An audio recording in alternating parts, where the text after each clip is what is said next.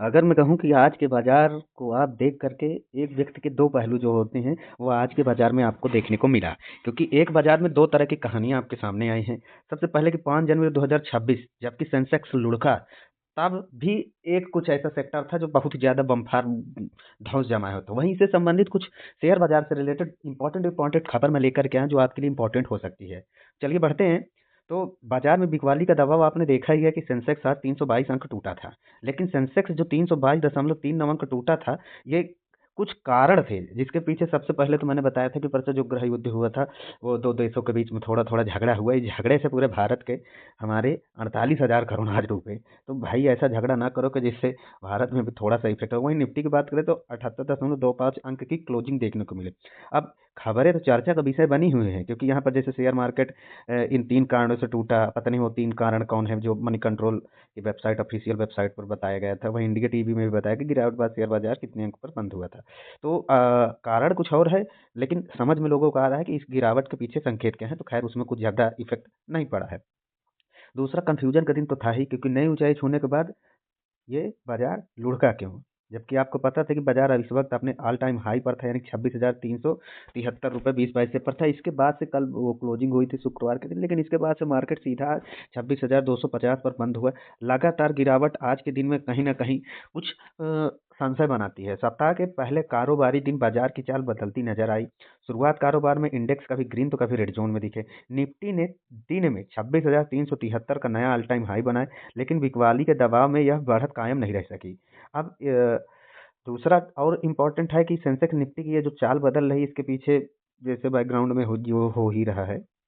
America से आई ये जो खबर है, ये इफेक्ट बाजार में टेंशन बढ़ा दी है, जिसी की वजह से ये कुछ ऐसा हुआ है। ट्रंप की नई ट्रैफिक रणनीति, जिसके बाद से थोड़ा समस्याएं हैं, जैसे तेल की खरीद में भारत का ट्रैफिक बढ़ाने की धमकी दी। इस बयान से बाजार में अनिश्चितता का, वेनेजुएला पर भी जो अमेरिकी स्ट्राइक हुई, कहीं ना कहीं ये वैश्विक बाजार पर भी समस्याएं आज देखने को मिली थी।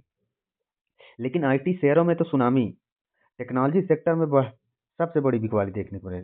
पर ये जो विप्रो के शेयर हैं, एचसीएल टेक हो गए, निफ्टी आईटी के 2% गिरावट, और इन्फोसिस टीसीएस, ये कहीं ना कहीं काफी लंबे अरसे से सुस्त पड़े शेयर हैं।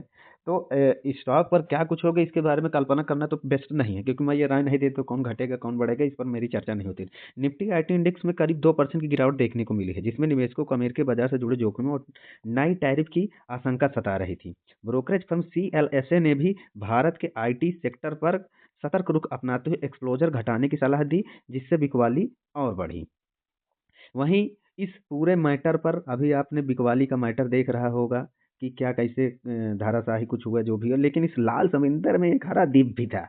जब बड़े बड़े स्टॉक गिर रहे थे तो स्मॉल कैप के कुछ शेयर थे जिनकी एक अलग ही कहानी थी, ये अपने आप में अलग रौला काट रहे थे। अब ऐसे में टीएफसीआई से रिलेटेड जो है 66 रुपये के स्टॉक थे, जिसके शेयर ने गदर मचा रखी थी। Tourist financial corporation of India TFSI 20% की तगड़ी तेजी देखेगी, जिसमें आज अपर सर्किट लगा था। 3,000 करोड़ इसका टोटल मार्केट कैप था। यह जो स्टॉक था मल्टी बैगर स्टॉक आज के रूप में बना था। 66 के स्टॉक ने शेयर के बाजार में काटा, जिसमें 20% की आज इसमें बढ़ोतरी देखने को मिली थी। ऐसे में कमजोर शुरुआत फिर रॉकेट तेजी कैसे? टीएफसीआई का जो सफ़र था वो काफ़ी सुस्त था, क्योंकि आप देख रहे होंगे कि 51 रुपए के सफ़र से सीधा 66 रुपये आज ये अपर सर्किट जो लगा, ये कहीं ना कहीं इंपॉर्टेंट पॉइंट आपके लिए है। दिन की शुरुआत में टीएफसीआई के शेयर पिछले बंद भाव से 7.7% नीचे 51 रुपए पर खुला, लेकिन शुरुआती कमजोरी के बाद अचानक खरीदारी है और स्टॉक लगातार बढ़ता चला गया। तो ये देख ही रहे हैं कि क्या कैसे कितने पर 66.28 पर था, 20% इसका अपर सर्किट लगा।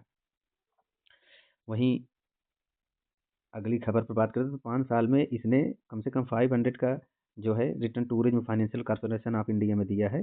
अब ऐसे में ये आपके लिए पॉइंट हो सकते हैं, नहीं हो सकते, लेकिन खबरें बताना मेरा काम है।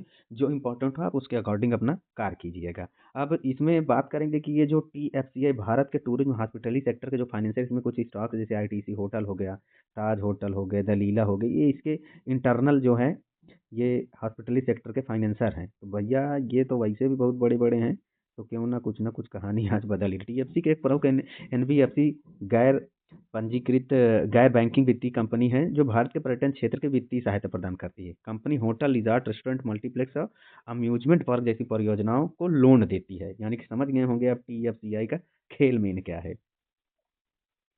अब 5 जनवरी 2026 को एक ही बाजार की दो हकीकत आपने देखी कि बाजार में सेंसेक्स 322 अंक जो है गिरा, जिसमें ट्रंप की धमकी और वैश्विक तनाव। और सेक्टर में बात करें तो आईटी सेक्टर में भारी बिकवाली देखने को मिली। इस स्टॉक की उड़ान की बात करें तो टीएफसीआई 20% अपर साइड के लिए मजबूत फंडामेंटल निवेशकों का भरोसे नहीं जीता।